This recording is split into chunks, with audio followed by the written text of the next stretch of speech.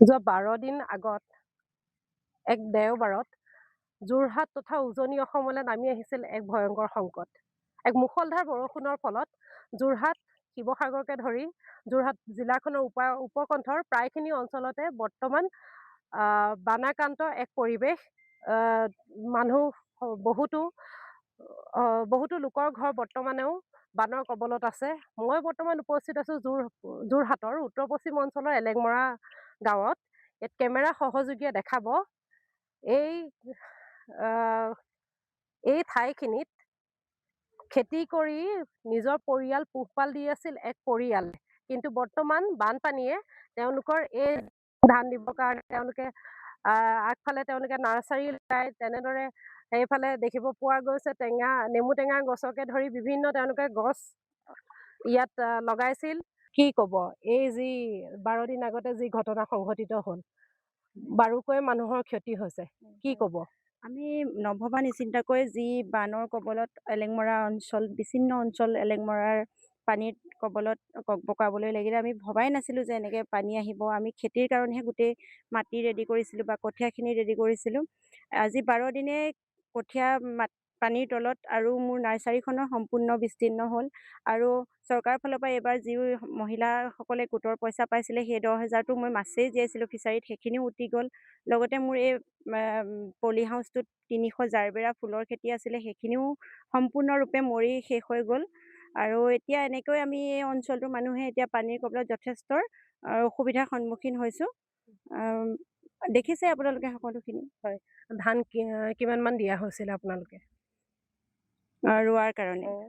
প্ৰায় আমাৰ কঠীয়াটো ইয়াত 20 বিঘা মাটিৰ জোখাৰে আমি কঠীয়াটো পাৰি থোৱা হৈছিলে, আৰু তেনেকৈ আমি হাল কোৰ মাৰি মাটিও ৰেডি কৰা হৈছিলে। হয়, কৃষি বিশ্ববিদ্যালয়ৰ ফালৰ পৰা তেওঁলোকে আপোনাক বৰ্তমান যোগাযোগ কৰিছেনে?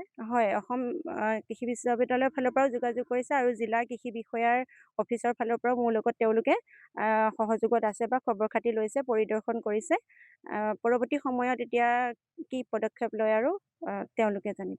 হয়, এক দুখৰ মুহূৰ্ত, এজাক বৰষুণৰ ফলতে আপোনালোকৰ এই অঞ্চলটোৰ লগতে আপোনালোকৰ নিজৰো এনেধৰণৰ এক ক্ষতি হয়। বহুতখিনি টকাৰ আপোনাৰ চাগে ক্ষতি হৈছে ন? কিমান মান আনুমানিক? অনুমানিক মোৰ 10-12 লাখ টকাৰ বস্তু ক্ষয় ক্ষতি হৈছে, কিয়নো এজোপা গছ ডাঙৰ হৈ পৰিণত হ'বলৈ বহুত দিন লাগে, আৰু সেই গছজোপাৰ পৰা ফল বিক্ৰী কৰি আমি পৰিয়ালটো চলি আছিলোঁ।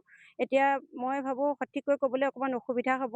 নাৰ্চাৰীখনো মোৰ সম্পূৰ্ণ জহ গ'ল। সেই নাৰ্চাৰীখনৰ পৰাই মই সকলোখিনি ঘৰৰ কাম কৰি আছিলোঁ, পৰিয়াল চলাইছিলোঁ, ল'ৰা পঢ়াইছিলোঁ। এতিয়া সম্পূৰ্ণৰূপে নাইকিয়া হৈ গ'ল বুলি ক'লেও একো নাই, অকল ঘৰৰ ভেটিটো আছে আৰু। বানপানীৰ কাৰণে এই অঞ্চলটোত বৰ্তমান বহুত দিনলৈকে আপোনাৰ কৰিবলৈকে দিগদাৰ হ'ব, লাগি যাব ন? আপোনালোকেতো খেতি আৰম্ভণি কৰোঁতে যথেষ্ট সময় লাগিছিল। হয়, আমি খেতি কৰিবৰ কাৰণে সকলোখিনি যা যোগাৰ কৰি লোৱা হৈছিলে, কিন্তু পানী যে শুকাব পাইছিলে, আকৌ যেতিয়া ভোগদৈত ঢল আহিলে বুলিলে দ্বিতীয়বাৰ আকৌ পানী সোমালে। হয়, সঁচাকৈ এক দুখ লগা মুহূৰ্ত।